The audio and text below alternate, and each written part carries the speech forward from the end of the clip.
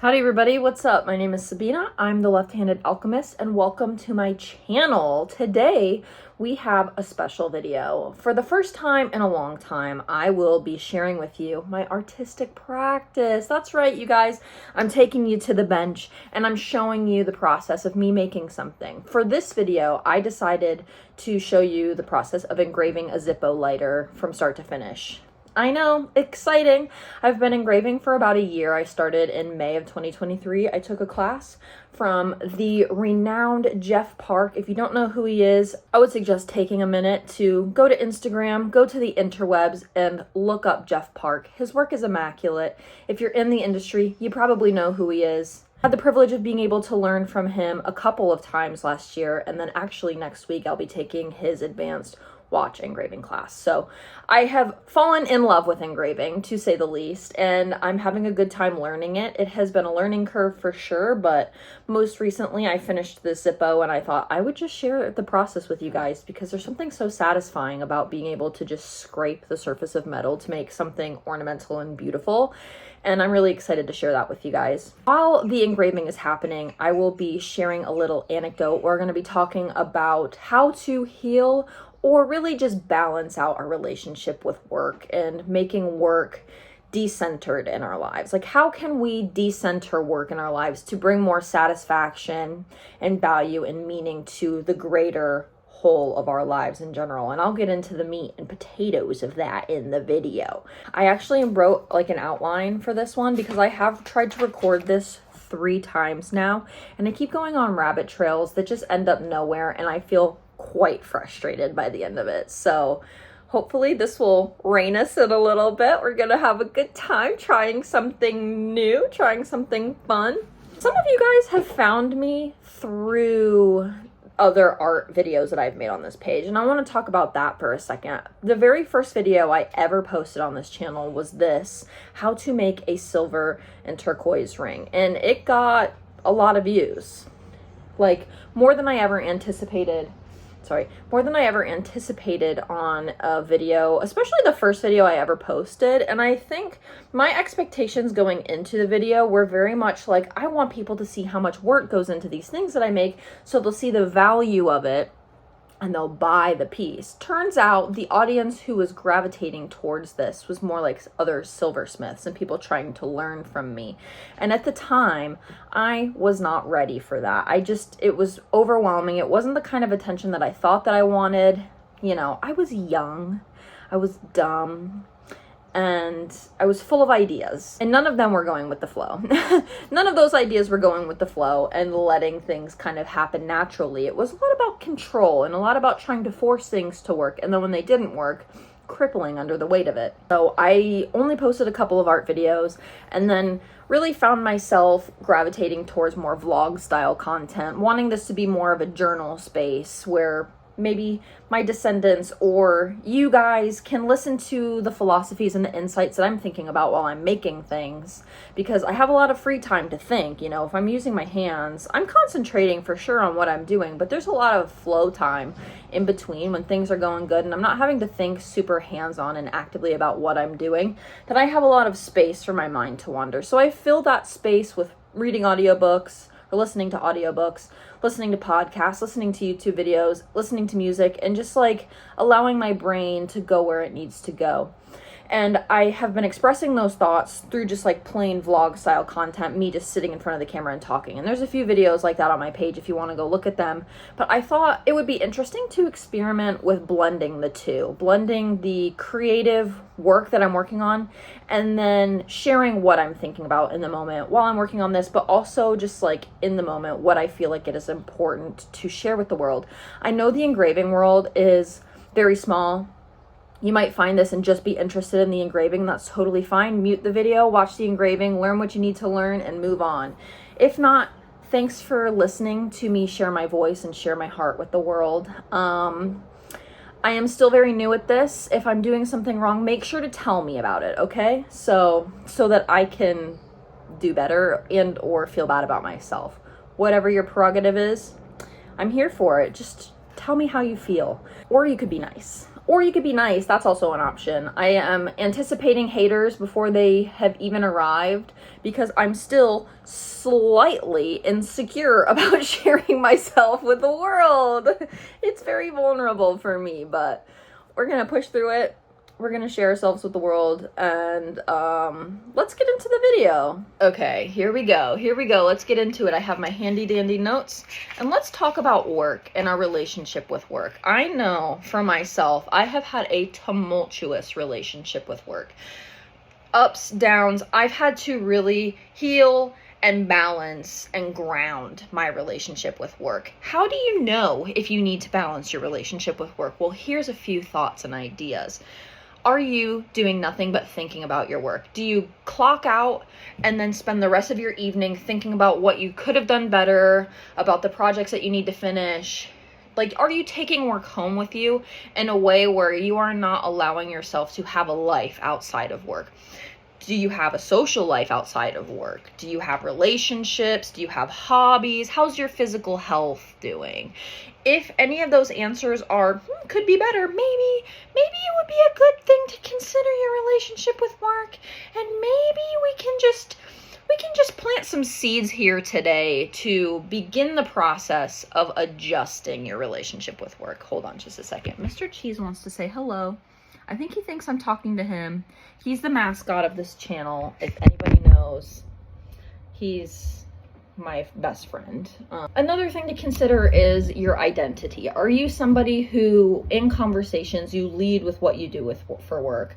Do you have a sense of personality and a sense of self outside of the work that you do?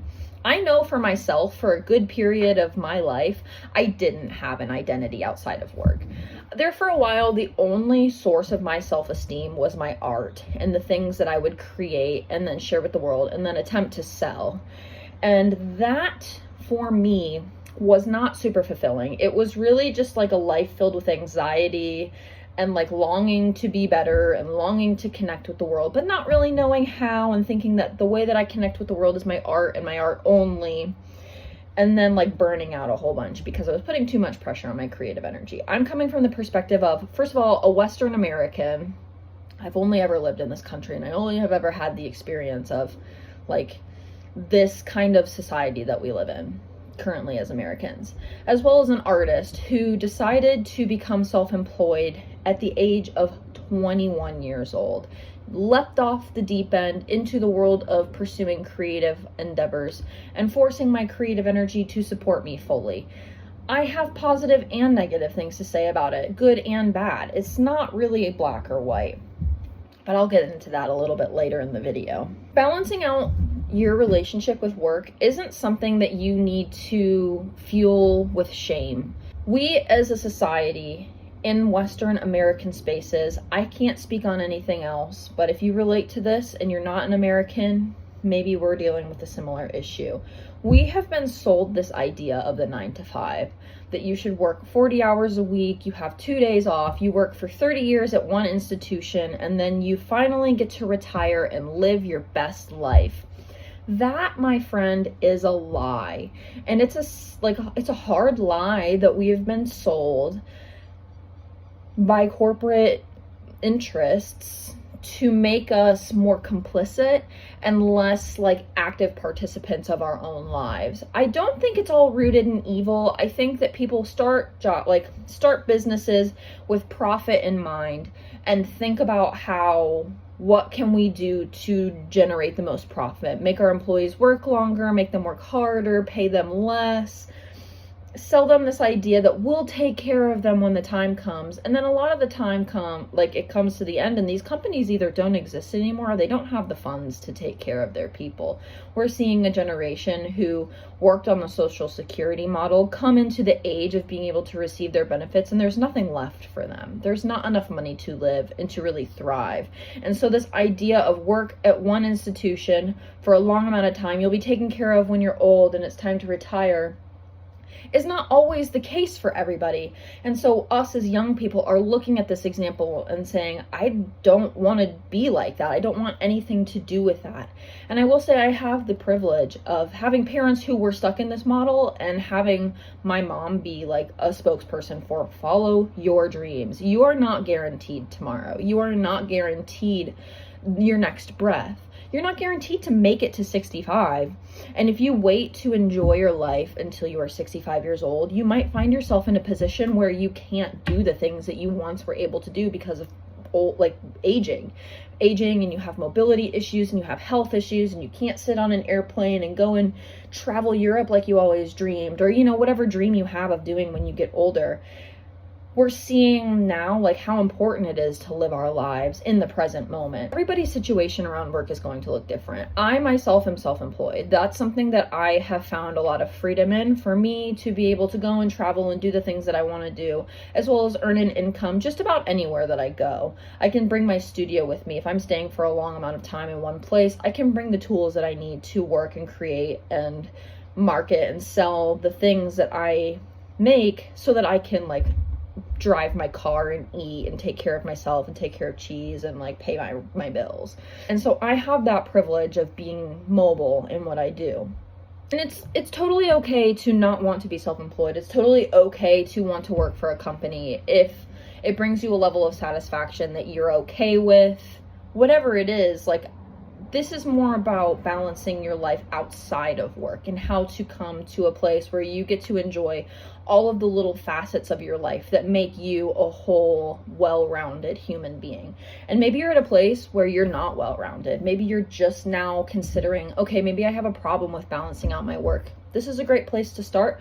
Like I said at the beginning of this, we're just planting seeds. We're just planting ideas in your head of how you can live a more fulfilling and well-rounded life outside of the work that you do. You are more than the things that you make. You are more than things you make. You are more than your to-do list. You are more than your productivity level. You are more than the company that you work for. And that is something that you have to like feel internally in order to make those changes externally. Let's talk about work as far as like a way to escape reality. I know for myself, I was guilty of this. Let's rewind to the school days. For me, you know, I'm only 27 as I record this, so I'm fairly young. But in school, I was an all-A student. I thought that having good grades would raise my value in some way, maybe make me be seen by parental figures who are bent on misunderstanding me, and being seen by people in a way that was good, like good girls get good grades kind of feeling. And I took that with me into college. But the thing is, I didn't have much of a social life. My life was consisting of living at the art studio, because I did go to art school, doing nothing outside of school other than drinking. That was me when I was 19 years old. I was making art, I was studying and writing papers, and I was indulging in free alcohol from frat parties, not really having the ability to connect and engage in any kind of like true meaningful friendships, just drinking to escape.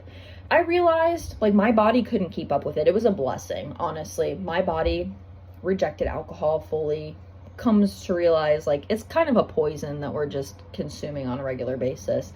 Doesn't work for me. Okay, alcohol doesn't work for me anymore. What am I going to do to escape these hard feelings that I'm trying to avoid? I'm gonna jump into work. Oh, I can be an even better student. Oh, I can work even harder, take harder classes, longer hours at the studio. There were times when I wouldn't leave school until like 3 in the morning, and then I would return and 9-10 a.m. the next day. It was very unbalanced and I was not healthy. I had created so much stress in my life that I was actually making myself very sick doing this, and I ended up going to the hospital, developing allergies to all kinds of different foods that I had once eaten all the time, and just like the way that the stress was affecting my body was turning into physical sickness and physical ailments.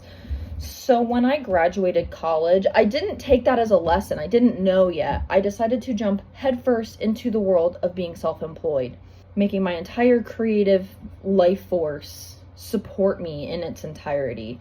And I was so deeply in survival mode just from my upbringing. Honestly, I didn't really learn like what was going on with my nervous system or survival mode in general until years later. I thought that this feeling of stress and anxiety was normal. I thought that this was a good thing. I would use work as a way to channel my anxiety into something good. And in some ways it was a coping mechanism that I found that was working for me at the time. If I was anxious, I would sit down at my bench and I would create something, because if I'm creating something, then I can sell it, and if I can sell it, then I can eat. And it was very much grounded and rooted in survival mode. Fast forward to the pandemic. We are forced to slow down. We're told 2 weeks, you guys, 2 weeks to stop the spread. We're gonna chill for 2 weeks. We all go and we panic buy our groceries. I, as an introvert, am like ready for this. 2 weeks of uninterrupted studio time. I'm gonna make so much art, and I'm going to just take advantage of this. I'm gonna get up. I'm gonna get ahead on this. This is gonna work for me. Heck yeah. 2 weeks turned into 2 months, turned into 4 years later, here we are. I realized that the world was never going to go back to normal. And I think a lot of us had the situation where we were forced to slow down long enough to realize we're actually not very happy.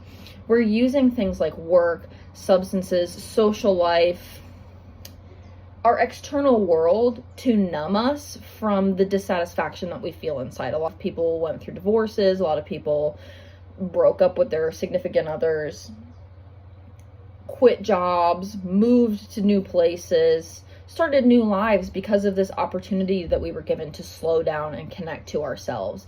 And for me, that looked a lot like connecting to my relationship with work. It took me about a year of being in this space of like having to slow down and take a step back and not being able to live my normal life to finally realize this is not sustainable. In 2021, I was about to release a collection of work that I was going to take to Stockus, and this was going to be the thing that like made me happy, made me famous, brought in all the money. I was putting a lot on this. And at the same time, I'm also contemplating healing modalities. I had done a little EMDR work before 2020, but stopped and was taking a break and doing a lot of reading, and I'm having a spiritual awakening around this time, and I'm connecting to myself on a deeper level, and I'm connecting to this like collective consciousness on a deeper level, and I'm understanding, oh, okay, I'm actually running away from something. There's this feeling that comes up that I then use work as the tool to numb, as the tool to escape this feeling that's coming up. And so I forced myself to slow down and to stop. I went into more EMDR work and forced myself to really like go into this incubation period where I'm not focusing on expanding my business. I'm just focusing on getting by and healing. Healing is another thing, like that's kind of a trap for perfectionism. And at this time I'm like fully steeped in it. Partially I'm doing a lot of heavy healing work, but also I'm still like in this space where the hard feelings are hard to face. They're very painful. Going into your own darkness is very painful. And I understand why a lot of us avoid it, because the pain is something that we don't want to experience. But the thing is, when we actually face our darkness, we face the thing that's hurting us, we give it space to like sit in our light. We are beings of light. We have this capacity to hold space for uncomfortable things, and being uncomfortable is not going to kill you. Emotional discomfort is not going to put you in the grave. It's going to make you cry. It's going to make you face things that you don't want to face about yourself and the world around you, but you will survive. And when you allow those painful feelings to pass through you, you will find relief on the other side. You will find clarity. You will find direction on the other side. And so I was forcing myself for the first time in a very long time, if not ever, to really sit with the reality of what I was using work for to escape from. I was using it as a way to avoid truly connecting with the world around me. If I'm just in my studio grinding all by myself, I don't have time for a social life. I don't have time to make connections with people in my community. I just need to work, I need to hustle. And I thought, okay, the online world is going to be where I find my community. The online world is where I'm going to make my bag. And for a lot of people it is. But first of all, I was not very connected to the reality of what my work was. And I was also subconsciously blocking myself Another thing that I was using work to avoid was my fear of being seen. There's like a generational aspect of this fear of being seen that I think is ancestral. It's like the spiritual side of things. During this time, I'm learning a lot about the ancestral cycles that go into who I am, not necessarily by choice. The things that we're told, the messages that were sold by the people who come before us that affect how we show up in the world. The women in my family have had their voice stripped. We were never really allowed to speak up. We were told that none of us can sing. We were told that we are to be seen and not heard. Like, the message of children are to be seen and not heard is not something that is exclusive to my family, but it is something that you take with you into adulthood. And especially as women, we are in this society. Historically, we are to be arm pieces. We're to be homemakers. We're to be behind the scenes, making the whole thing run with really no validation, or it's not even about validation, like recognition of us as individual sovereign people.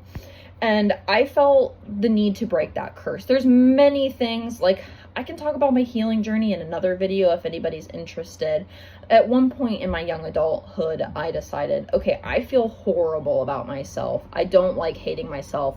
The reason why I was convinced to hate myself is because of a narcissistic figure that was very dominant in my life, convincing me that I was bad because I would not bend my knee to him. Outspoken kind of person. And if you're like the black sheep, outspoken kind of person in a narcissistic dynamic, you're likely going to be cast out. You know, if you don't conform, you are the enemy. And I refused to conform, so I was the enemy, and I was convinced to believe that I was a piece of shit. And I realized that it actually wasn't my fault that I felt this way about myself, but now it's my responsibility to move forward and to take responsibility for my life and accountability for my actions. And I made this vow with the universe, like, I will not do what was done to me, to my children, to my descendants. I will be the one to break this cycle. So a lot of this that I was working on with my relationship with work was part of that, was part of this vow, because I had watched my family kind of do similar things, be slaves to their work, all with the hopes of reaching the retirement to then be able to live their lives. And I couldn't do that. That just is something that doesn't work for me. I have a more rebellious spirit than that. And I have a hard time working for other people. Maybe I'm somewhere on the spectrum. I have a really hard time being demanded to do things. Like, you're not going to tell me what to do. So I had to craft a life for myself where I could take care of myself within the boundaries of my own, like, values. And, you know, it's hard to work for somebody for 3 weeks and then quit because you want to go on vacation and they told you no. Like, I'm going to quit my job before you tell me what I can do. That's just my own thing. And I don't like that feeling of like letting somebody down because I don't have the capacity to do the work that they want me to do. So that's just my own thing. Being seen is a big part of like being on the internet and sharing your voice, even as an artist, whether you're in gallery spaces and you're not on the internet or you're on the internet. Like, you really have to be seen and show up with an authentic voice and show up with an authentic presence. Because if you are pretending, if you're being fake on the internet, people can sniff it. Like, there will come a point where it's not sustainable anymore, and you will crumble and fall and lose this like support, following, whatever that you've created for yourself built on a lie. And so that's what I was beginning to do. And by decentering work from my life, I got to figure out who I am as an authentic person.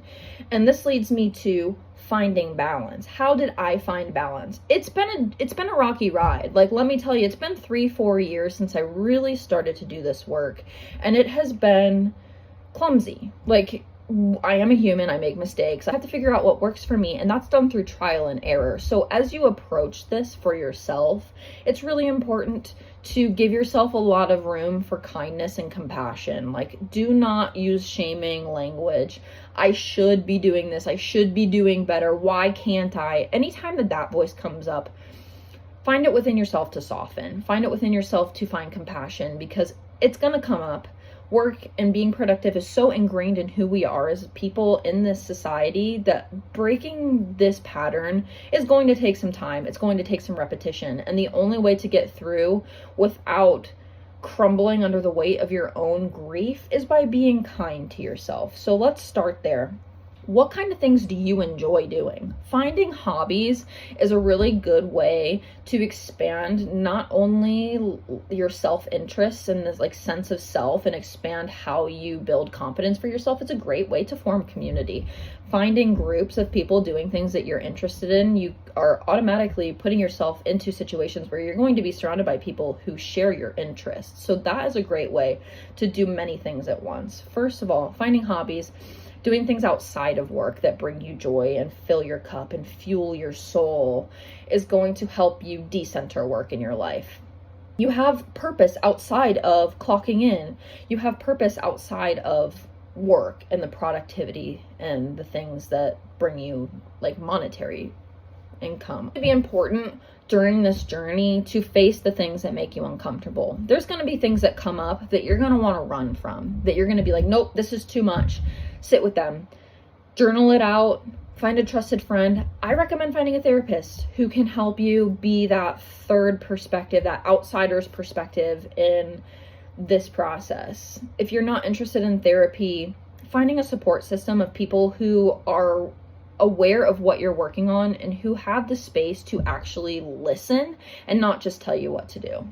If you don't have that, a journal is a really good thing. I've filled up probably half a dozen journals in the last couple of years just through all the processing that I've done through like deconstructing different aspects of my life and work being one of them.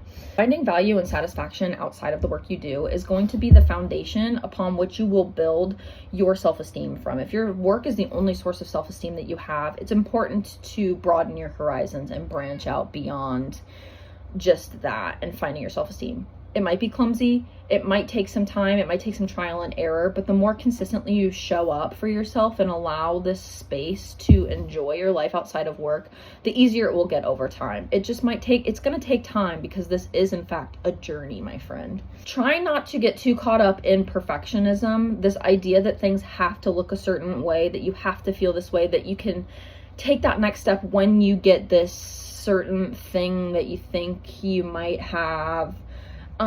It is insidious, it is vicious, and something I still deal with today.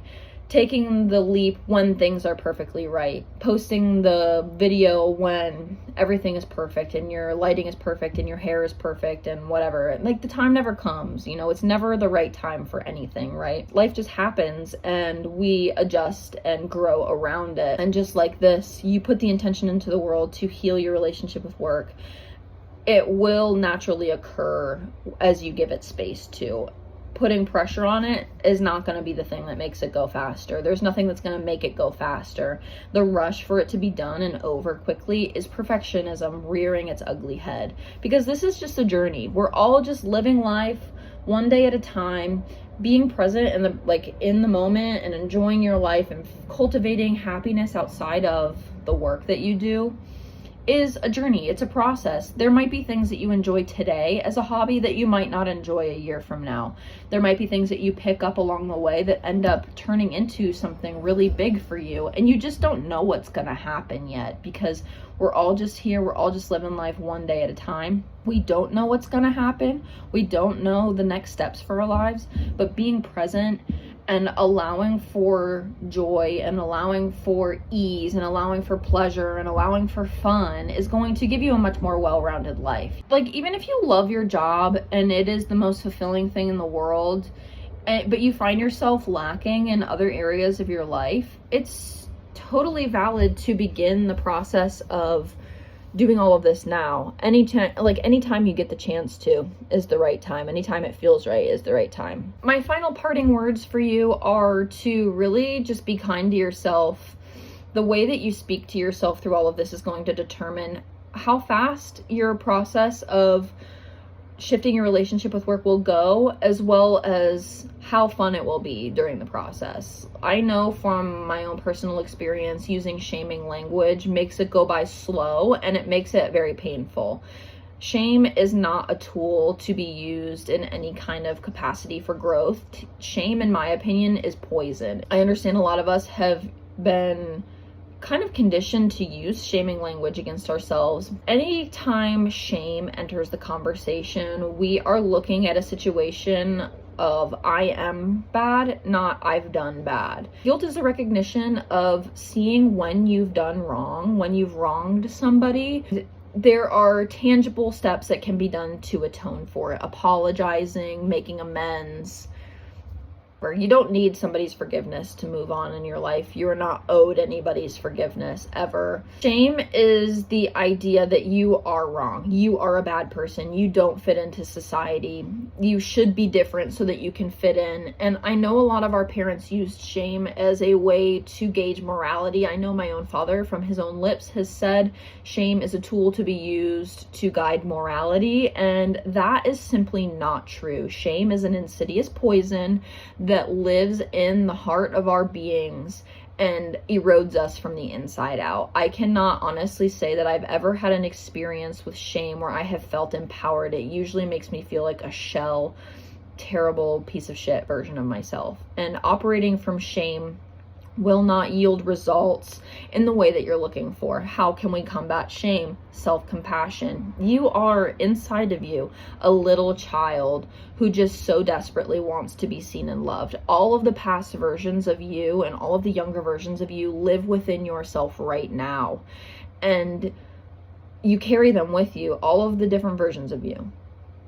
Now, think about how old you are when the feelings come up. Those dark feelings that you feel for why you're using work to escape from your life.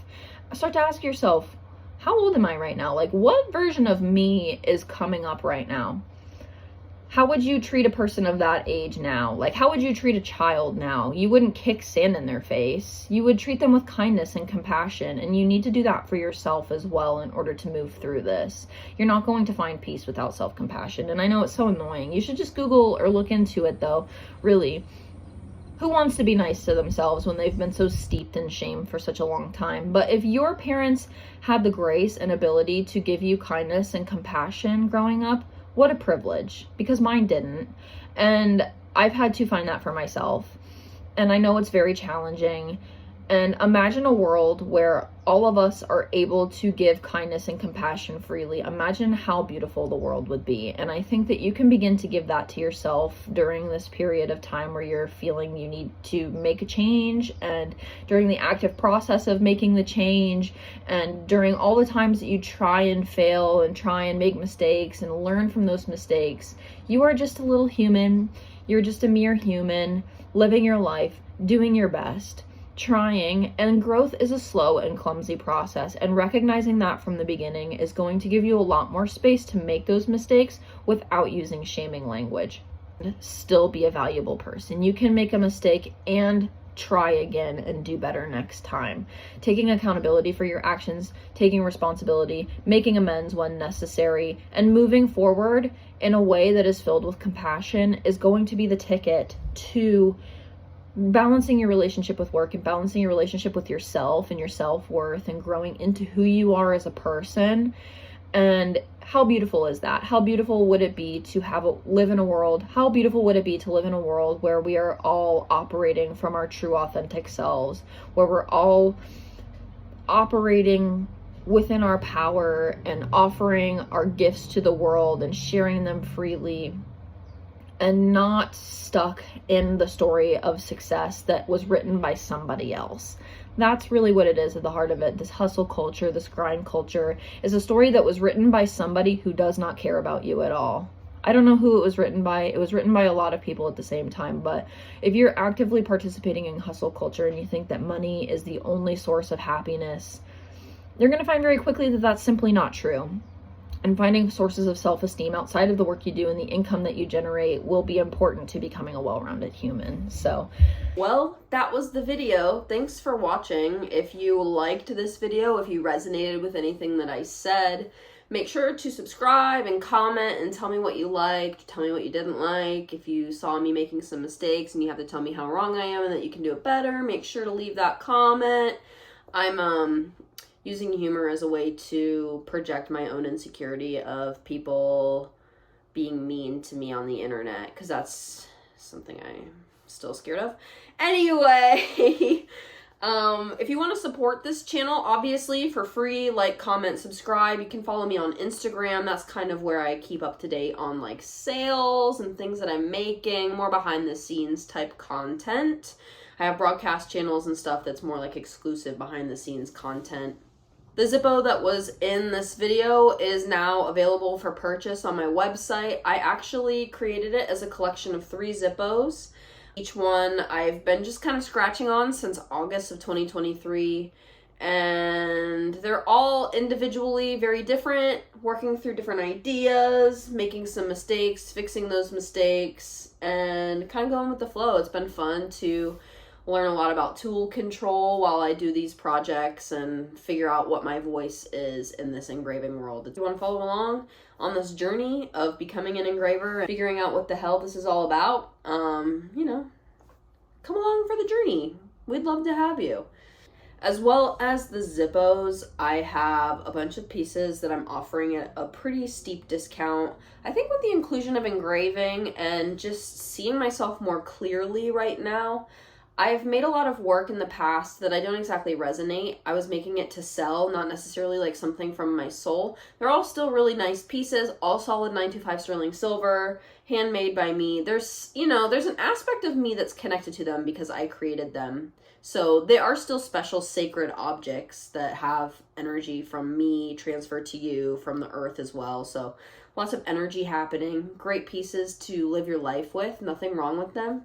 As well as a bunch of pendants that I've been sitting on for years. Some of these pieces I made during that creative rush of 2020 when the pandemic started, and I was like, oh boy, we're gonna make a lot of art. I did. I made a lot of pendants. And I ended up listing them all on my website, but over time, I had to redo a lot of my photos, and because of my perfectionist tendencies, I took a lot of stuff off of the internet because I felt like it wasn't good enough. And that's not very fair to me and who I was at the time that I created them. And it's not fair to me now because I'm still in possession of all of these pieces. So I am currently selling them on Instagram in my story sales, which I do semi-regularly.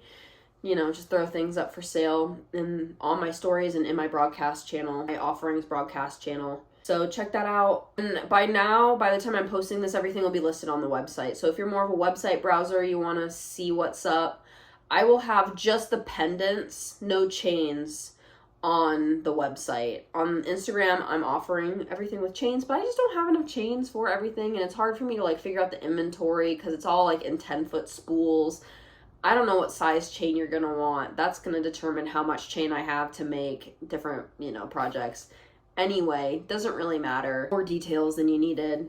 But the pendants are now on the website, so go check that out if you want some nice jewelry. You can provide your own chain for a good deal.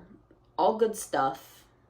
Just needs a lovely little neck to hang from in a not weird way. Like a empowered adornment kind of way. So, yeah, thanks for watching. Hope you guys have a nice time. Until we meet again, toodles.